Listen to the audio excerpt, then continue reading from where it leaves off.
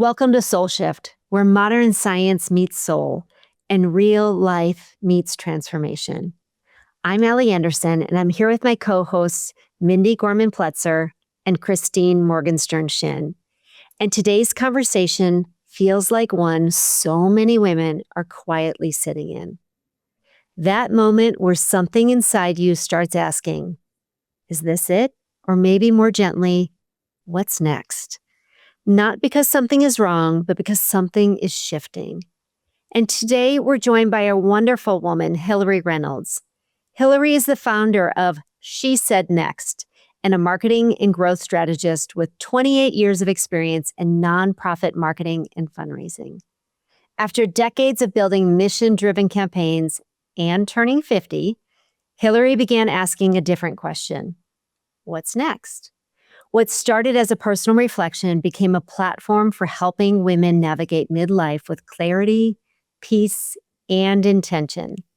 Through storytelling, faith-rooted reflection, and practical guidance, Hilary encourages women to release old scripts, reconnect with joy, and take small, meaningful steps into a more aligned next chapter. Welcome to Soul Shift, a sacred space where modern science, ancient wisdom, and real life come together in perfect harmony. Each week, we explore the gentle art of transformation. Soul Shift holds space for your beautiful, messy, perfectly imperfect human experience. Meaningful change doesn't have to break you open. It can unfold softly, like morning light. Together, we'll uncover tools that honor your truth, share conversations that touch your soul, and celebrate the exquisite complexity of what it means to be human. Your presence here is a gift. Let's shift with grace, with love, together. Hilary, we're so happy to have you here today. Thank you. I'm really excited to be here, and I just appreciate you guys having me on the podcast. Wonderful. Before we dive into what I know is going to be a really deep conversation about our midlife shifts, can you share with our audience your background and what led you to create She Said Next? Sure, I'd be happy to. Thanks for the kind introduction, and I'm happy to share a little bit about my background and what led me to create She Said Next. Thanks for asking about that. As you mentioned, I have spent the last 28 years in marketing, and I have been leading teams, building brands, and helping organizations grow. And while I generally love my career, over time I realized that while I built a very full life, I hadn't left much space for me. And at the same time, my personal life was shifting. My daughter is now 27. She's married with two little boys, my grandsons, Hunter and Troy. And suddenly the house got quieter. So that combination of professional stability and personal transition, it created this question I couldn't ignore anymore, which is what's next for me? And that's really gave me the idea for She Said Next. It was born out of that moment, both the question and the permission I gave myself to explore it. Oh, that's wonderful. Thank you for sharing that. And congratulations on your grandsons. That's wonderful. I love hearing how She Said Next came to life. And as I was reading through your work, something really stood out to me. You don't describe midlife as a crisis. Some of us think of it like that, but you describe it as a stirring. And I love that word. It's a stirring. And I think so many women feel like something is shifting, but they don't necessarily have the language for it. So can you share what you mean by a stirring? Yeah, I think you're absolutely right. Midlife often gets mislabeled as a crisis. And when it's actually clarity that's knocking, it doesn't mean that we have to go out and buy a sports car or, do something crazy. But for many women, this is the first time life slows down just enough to hear ourselves think. So as our responsibilities shift, as things get quieter, and we become more aware of our desires or questions that maybe we've pushed aside for many years, that unsettled feeling, it isn't something going wrong, it's something waking up.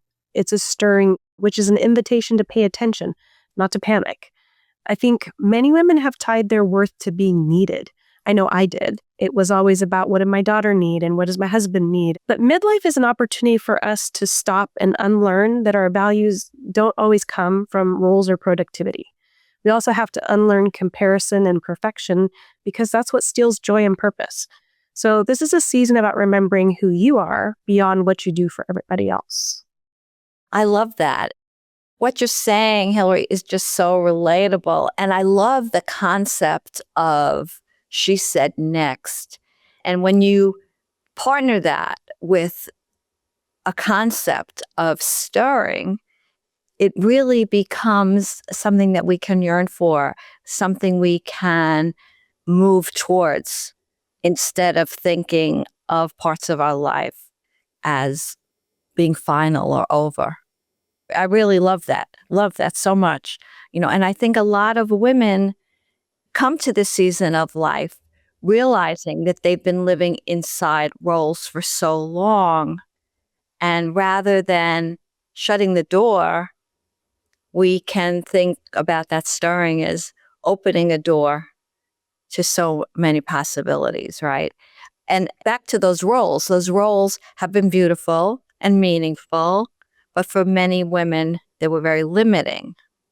So I'm curious, when those roles start to shift, as you so beautifully articulated about the role shifting in your own life, how does identity begin to change? So many women, especially women that I work with, are so tied to their story, so tied to their identity, that the question really becomes, who will I be without it? Who will I be if I step up and let this go? Yeah, you're exactly right. And, many of us, we're building around being, at least in my case, a mom, a good wife, a professional, a caregiver, and probably other things that many women are familiar with.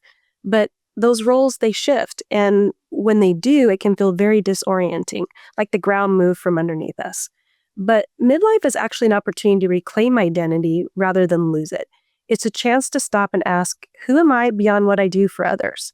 So this is a season women need to redefine themselves with intention instead of obligation. And for me, that's exactly why I try to look at it that way, is it doesn't have to be a panic mode. It can really be an opportunity, and an opportunity to do some really amazing things in your life, things that you've always wanted to do but couldn't do. In my case, growing up or raising my daughter, I was home a lot, and I, took her to soccer practice and went to games and all of these different things that I, had to do for her. And I love to travel, but travel really wasn't a thing for me. But now it is. Now I have more capacity and time to travel, more time to be with my friends. And all of those things are about shifting my identity in a new way. And it doesn't have to be scary. You don't have to panic from it. I think maybe you grieve a little bit because it is a big shift, but it's also exciting. And you get to do some things that you've always wanted to do. So I look at it as an opportunity for sure. Thank you for that. Hilary, what you're describing when you're talking about shifting from one identity to the other, I love how you're framing it, that it doesn't have to be scary, that it could be an opportunity versus a challenge. And I tend to look, when I think of identity and I think of the body, I always go inward. And so a lot of times I connect things to the nervous system. And I'm curious, because when a lot of people, women I work with, when their identity shifts, a lot of times their nervous system, better lack of a term, goes bonkers. Like it just gets off kiltered because it's a little unsettling, right? Like they don't have that grounded confidence that they usually have if they know that I am the mom or I am, in said career, right? And so even though you're guiding these women to something that's expansive and good in a new season of life, what do you think happens to them internally, like during this new season of change? Like they are striving through with no worries, or do you feel like there is a disruption in their nervous system? And if there is, how do they begin to feel grounded again? Like how do they get their feet kind of planted and start feeling confident again? Do you have a process for that or a concept? Yeah, I think you're right. I think there is definitely a nervous system response to it. I know for me there was, and through some changes at work that I had to navigate, it definitely felt scary because I felt like I wasn't on stable ground anymore. And that really had me concerned. And I think, faith is a really important part of how I approach things. It's very deeply personal and foundational for me. And the heart of it is really this soulful reflection. So I can remember praying a very simple prayer. God, show me what joy looks like in this season. And that question about joy, peace, alignment, that transcends our belief systems. And whether someone approaches this from faith, spirituality, or simply a desire to live more intentionally, the practices of reflecting, practicing gratitude, and listening inward are universally meaningful. And faith can become an anchor in midlife. It doesn't remove uncertainty, but it can give women courage on the inside. It helps us to trust that recurring desires aren't random, they're often invitations. And that faith reminds us that we're not late, behind, or forgotten.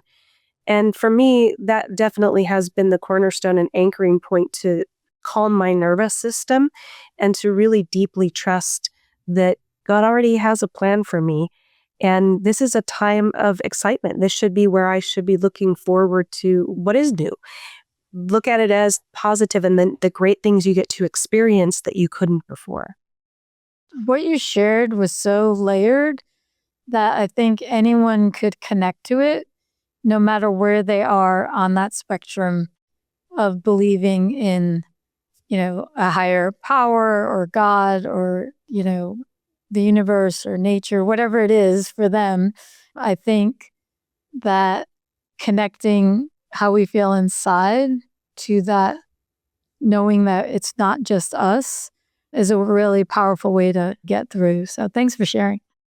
And I also think that the kind of soul-based thinking that we're talking about here creates a sense of clarity that perhaps wasn't there before. And because we often think clarity comes before action, you're actually describing something different. It sounds like clarity actually comes through action. What brings me joy? How am I being taken care of? Taking action like such as that perhaps brings the clarity that is so necessary to move through this season of life, this season of change. And it's small steps, right, Hilary? It's small steps that matter so much more than the big reinventions that women think are so necessary in this season of life. Yeah, big reinventions can feel really inspiring, but to many women, they can be very overwhelming and frankly, sometimes unsustainable. And I think, small steps are accessible and powerful. They help build confidence and momentum without that pressure. So I truly believe that your next chapter doesn't start with a leap. It starts with just one intentional step. Small choices, practiced daily, that shapes a life more than dramatic declarations ever could. I'm not saying that I haven't had my own share of dramatic declarations because I have. I have big ideas. I'm a big thinker and very creative. But honestly, just doing one small thing can help you move forward into it. What I would tell women too is I would say, if you're not sure where to start, I would tell you that you don't have to start with the whole plan. You just need to be willing to start. So pay attention to the nudge instead of dismissing it. And one honest question, one small step, one brave yes can change everything. And that's actually why I created this 30-day faith and reflection journal. And I just want to share about that because for me, even going through it myself, I found it to be so helpful as you're navigating midlife. You can go through it and it's inspired by my own need of gentle, structured way to reflect without the hustle or the overwhelm. I wanted to create a way for us to pause, to listen, and to release what no longer serves us, and being able to choose what comes next with intention. Ultimately, the 30-day journal that I have, it creates a midlife manifesto, which is a declaration that you write for yourself. How do you want to live going forward? It's not about hustle or achievement anymore. It's about alignment. After years of living by expectations of others, this is where you get to choose your values and on your purpose for what you want going forward. So what you're saying, just to clarify, is that taking those actions, as small as they might be, is what actually creates the clarity in terms of what can be next. Yes, definitely. I Absolutely. want to make sure I got that right.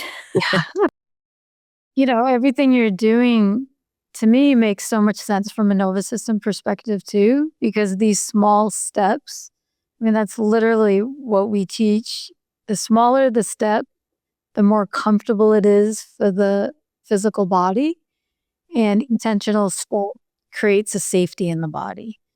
When we feel safe and secure and grounded and confident, that's where we can expand in a more organic way. And that's what I'm hearing from my lens.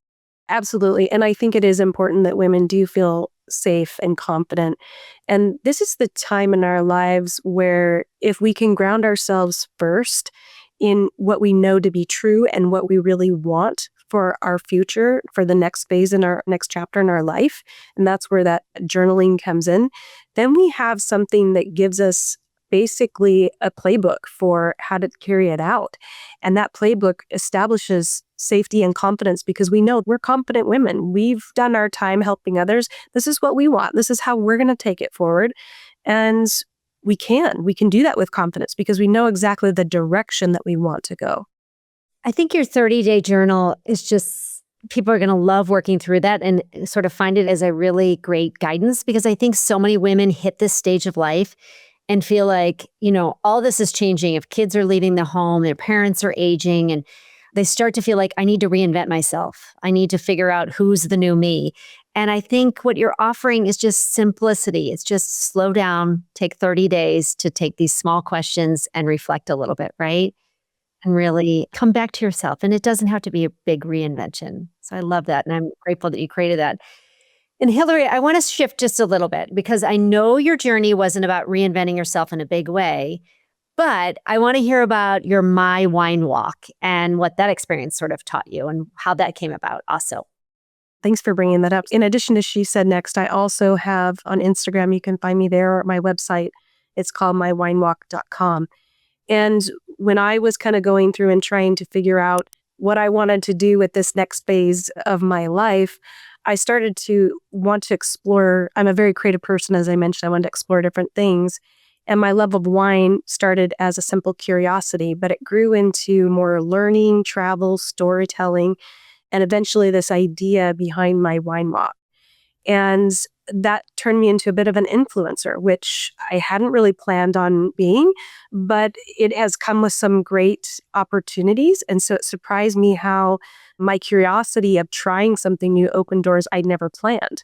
And that includes partnerships, brand collaborations, and creative outlets that help me feel joyful and energized. I get wine shipments often from wineries here in the Pacific Northwest for free, and I review the wines online, which has been phenomenal. And it also has started to become an opportunity for me to grow what I want to have as my own marketing business down the road, where I'm helping wineries with their marketing, because that's sort of my background. So I started taking what I know that I do well and where my passions are and found a way to put them together in a creative way that was something I'd never thought of doing. And that just kind of goes to show that learning doesn't stop in midlife, it expands. And our interests aren't random. They're clues pointing us towards what's next. And that's an example of, for me, of something that was next. And so I share that because I hope that that's an inspiring story for women to think, wow, I've always wondered about that, but I didn't think I could do that. You absolutely can. And you can pretty much do anything you want to take on. And that's where, She Said Next also came about. So I'm juggling two separate, side hustles, so to speak, but they're both just so fun. And what I think is important is, in this time in your life, do something that not only that you've always wanted to do, but something that generates that passion in you, that energizes you, that gets you up every morning. And it doesn't have to be hard to figure out. Once I kind of worked through my own journal after 30 days, I started to see where things connect and where I was excited, what I'd love to do, what I did well. And that's how it kind of grew. And I'm just feeling really energized by it. And I hope that every woman tries something. That's such great advice. Great advice. And something else that you touched on that I think is really meaningful in this season, and that's connection. Friendship, community, the way we relate to others. Why does connection take on such a different meaning in midlife and beyond? Yeah, I would say that, friendship in midlife is really critical. And I've found this to be incredibly important to me. In earlier seasons, my friendships, they often had to fit into the margins in between kids' schedules, work demands, and overall exhaustion that we all feel trying to juggle so many things, right? We've all been there. But, midlife brings a deeper awareness that connection, it's not a luxury, it's essential. And, God talks a lot about community and the importance and value of community. And I believe in that. And I personally felt a strong desire to really cultivate deeper and more meaningful friendships, relationships where there's space for honesty, laughter, and shared growth. We're no longer just surviving together, we're choosing connection on purpose. And my friendship circle has grown, and I have a great network now, but they're also very deep friendships. I like to consider myself a pretty loyal friend. Once I've committed to you and trust you, I'm pretty much deeply loyal. But so are all the women that I'm surrounding myself with. And I would encourage women to think about your friendship circle a little differently as well. Sometimes there are friends in the circle that drain you and take up more time and exhaust you. You don't have to stay friends with everybody. It's okay to let some friendships go. I really had to do that, and there's been several that I have had to let go of. But it's allowed more space for me to take on friends who are deeply meaningful and basically reflect back to me what I reflect to them. And I know now that if I'm having a bad day, I know I can pick up the phone and call them and have a great conversation, a meaningful conversation that can help me work through. And I know I can be there for them as well. I had a good friend come over 2 weeks ago, and she's like, "Can I just come over and stop by for a bottle of wine?" I said, "Absolutely." And she was struggling with some things, and we just talked. And taking that time, it worked wonders, and she was so appreciative. And it doesn't even have to be just about that. Sometimes friendship is just about having fun. And a lot of my friends, they share my love of wine, which is great. We always love that. And basically, I set up an annual wine get together, and I schedule it every year, put it together. This coming summer, we're going to go to Canada. And we just have fun. We just enjoy wine tasting. We enjoy laughter and getting away for 3 or 4 days from everything. It has just done wonders for me and just my soul. It has given me back something that I was desperately needing. And I encourage women to do that. Expand your friendships. This is the season where we really need to have good friends, let go of the friends that are not, being helpful, and just spend time with them. Make plans. Set up a group. What I do is I set up a text group. And when I see something like a wine event or something fun, I just share it out and I say, if anyone can go and you want to meet me, love to see you. And a lot of people come and we have a great time. Sounds wonderful. And I love how you're making this a little more effortless in terms of it just sounds very natural. Like you're aligning yourselves with people that are like-minded and that you're connecting with and you're laughing with and you're enjoying each other's company. And you said something along the lines of like the energy you're putting out is the same as the energy you're attracting back in. And that's naturally going to happen anyhow. So that's amazing that you're creating such a supportive community. I think a lot of women struggle for that. Like later in life, when the kids are gone and, a lot of people make friends because their kids are in school together, right? If they're dog moms, they see, the dogs at the park, right? But afterwards, it's a little more challenging to have like that connection. And so I think a lot of women like that are listening are yearning for that. Definitely. Definitely. And Hilary, I want to, again, switch gears a tiny bit, just because this is something that we both share. I know you've navigated autoimmune challenges, as have I. I know a lot of women in midlife also come, if it's not autoimmune in nature, they've come with some kind of physical shift that they weren't expecting necessarily. And so I wanted to ask you, how has your autoimmune experience shaped the way you're thinking about stress and well-being and how you're moving through this season of life? Yeah, thanks for asking that. This is definitely a topic that I'm also equally passionate about because it has affected me in such a significant way. And it's fairly new for me, the autoimmune. And now I have 2 autoimmune diseases. I have psoriatic arthritis and then also sarcoidosis. And this sarcoidosis is a new one for me in the last 2 or 3 years.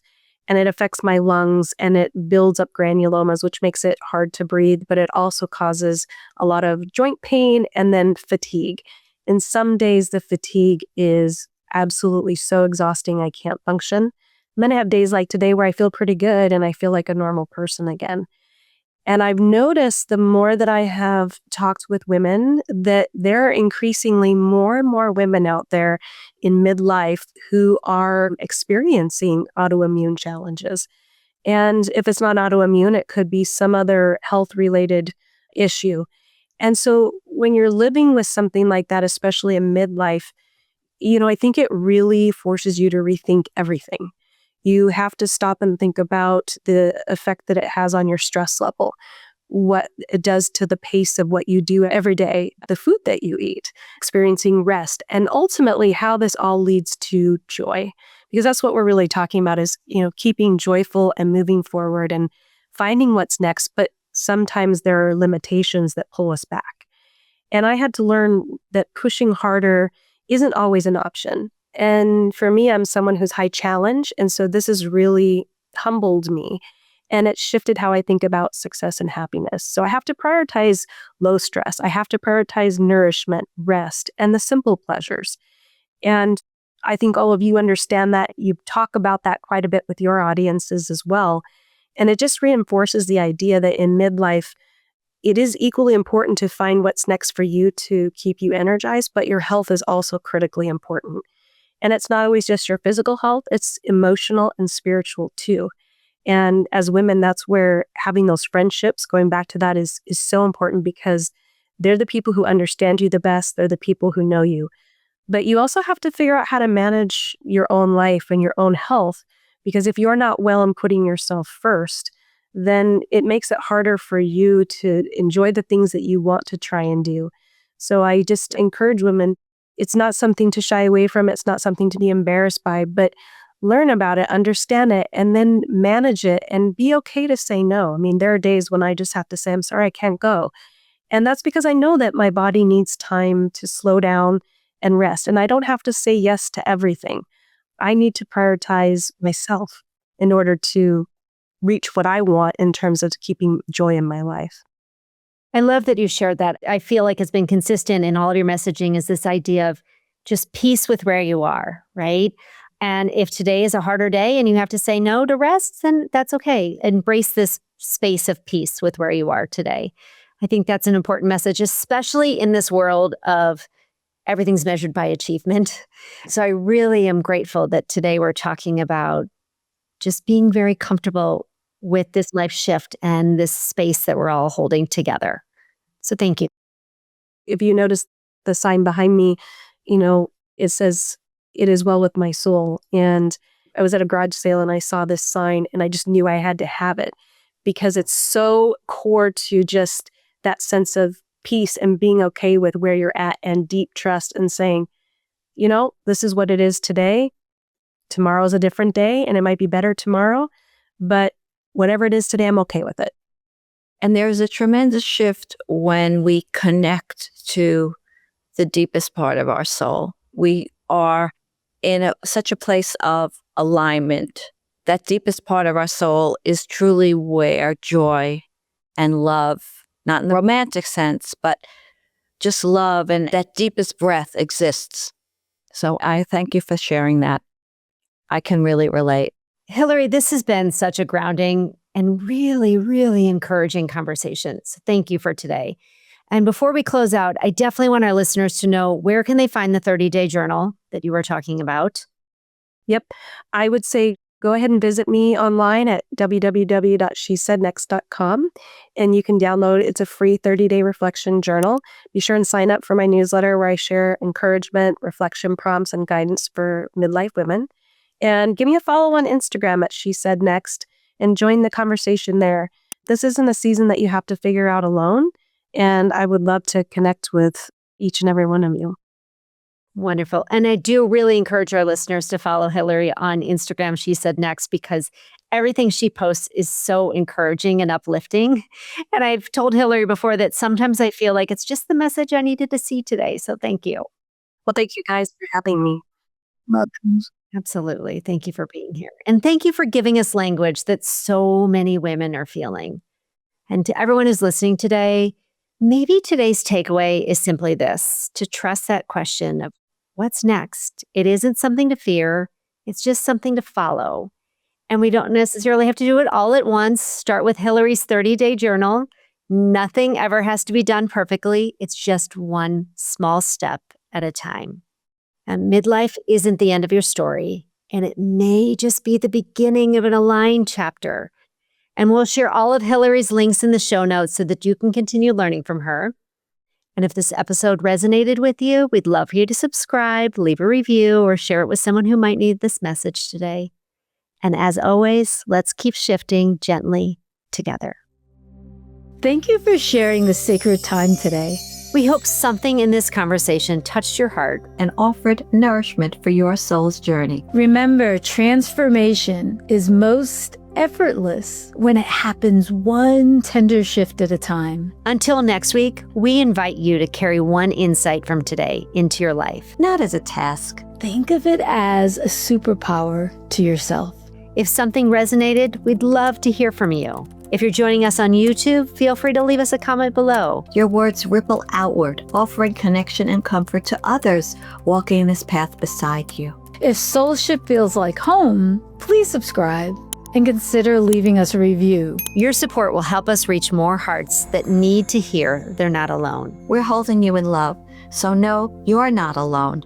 Your journey matters. May your heart be filled, and may your path be filled with grace.